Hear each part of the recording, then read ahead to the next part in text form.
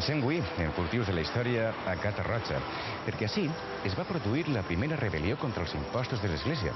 Era el 1304, i esta rebel·lió la va protagonitzar Berenguer Dalmau, el senyor feudal d'esta localitat. Per una disposició de Jaume I, el bisbat de València rebia anualment grans quantitats de diners fruit d'un impost sobre les collites que els senyors feudals abonaven puntualment, fins que així l'Església es va entropeçar amb Berenguer Dalmau.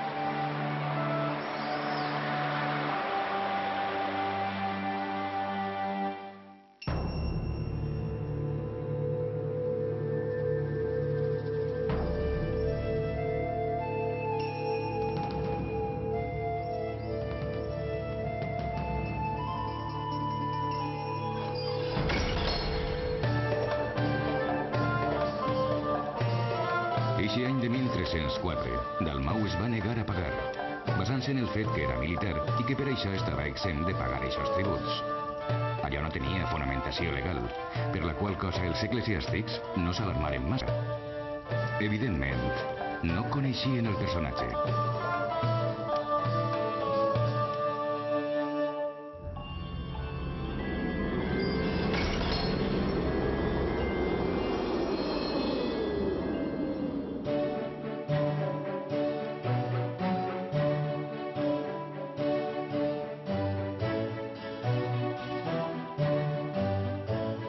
L'any següent, Berenguer Dalmau es va tornar a negar a pagar i els nervis van aflorar.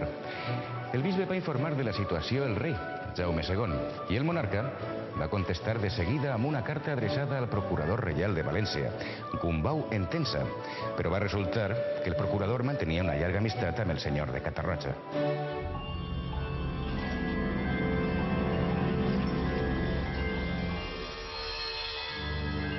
Vull que resolgues la situació, i com més prompte, millor.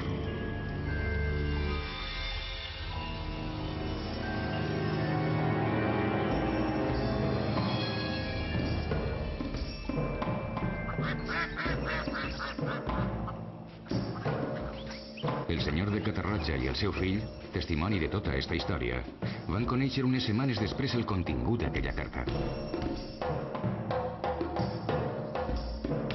Dalmau no va cedir a les pressions del procurador. Amb esta decisió deixava en una delicada situació el seu amic Gumbau Entença. El seu cor es debatia entre l'ordre reial i els lligams afectius amb Berenguer. Les hostilitats quedaven declaradament obertes. Va passar un altre any i s'acostava el moment de la collita. El bisbat valencià, tement que l'exemple de Dalmau trobara seguidors entre altres senyors, va enviar una ambaixada urgent al rei, més irritat amb el procurador reial, Gumbau Entença, que amb l'autèntic responsable dels fets. Jaume II li va transmetre una altra carta al procurador, esta volta molt més contundent. Compliu el que se us ha ordenat i que no calga mai més escriure de l'assumpte.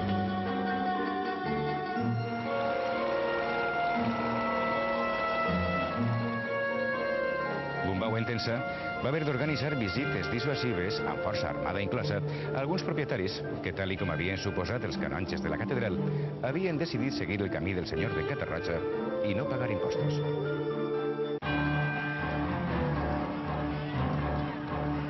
Únicament va tindre problemes seriosos en una de les visites, la que va fer a Catarroja. Els catarrogins, vassalls de Dalmau, estaven feliços amb la conducta del seu senyor i no van dubtar a enfrontar-se als oficials que hi arribaren. Els camperols van fer fugir la tropa en 2 ocasions.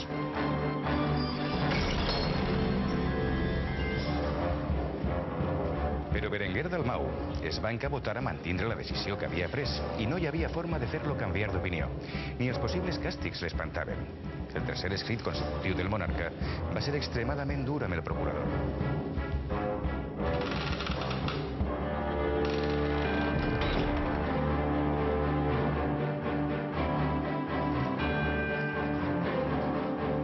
Ens sorprèn la vostra conducta que ha permès estos fets i que no ha pres cap mesura per a castigar tals excessos.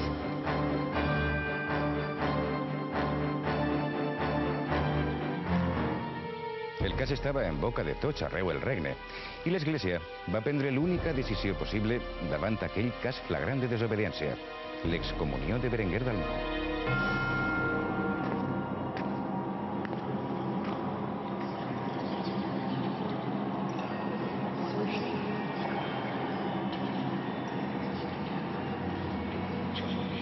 La sanció era molt seriosa i de conseqüències imprevisibles, però el senyor de Catarroja va continuar negant-se a pagar i els canonges de la catedral, desorientats, ja no sabien què fer.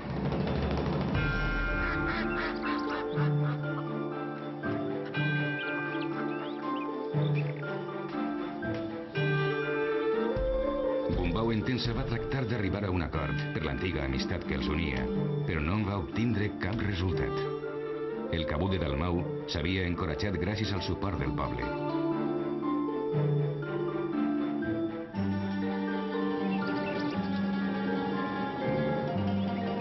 Durant el mes de maig del 1307, 3 anys després de la primera negativa, Gumbau Entença ho va intentar per última vegada i també fracassà.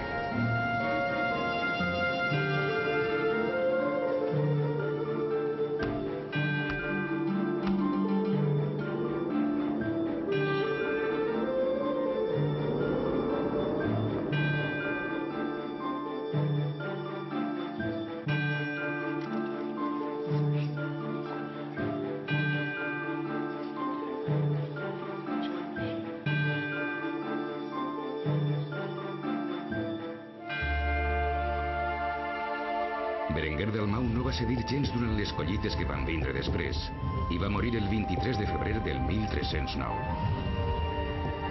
El bisbat de València va recordar als seus sacerdots la situació d'excomulgat del difunt i, en conseqüència, l'absoluta prohibició de soterrar-lo en lloc sagrat. D'esta manera, la família Dalmau quedava deshonorada. El senyor de Catarroja seria enterrat entre infidels i suïcides.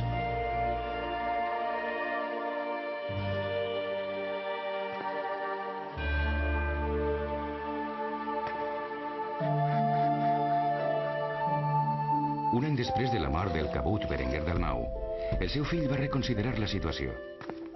Va demanar al bisbat que li fora retirada l'excomunicació al seu pare per poder soterrar-lo en la parròquia de Catarroja. A canvi, oferia el pagament de tots els tributs anteriors amb la promesa afegida de no tornar a crear problemes. El bisbe va acceptar i va signar la pau en un acte solemne a Catarroja. L'Església no sabia amb qui s'enfrontava quan va començar tot este assumpte, però el cabut de Dalmau encara ho sabia menys. Va poder enfrontar-se al poder terrenal, però no al diví.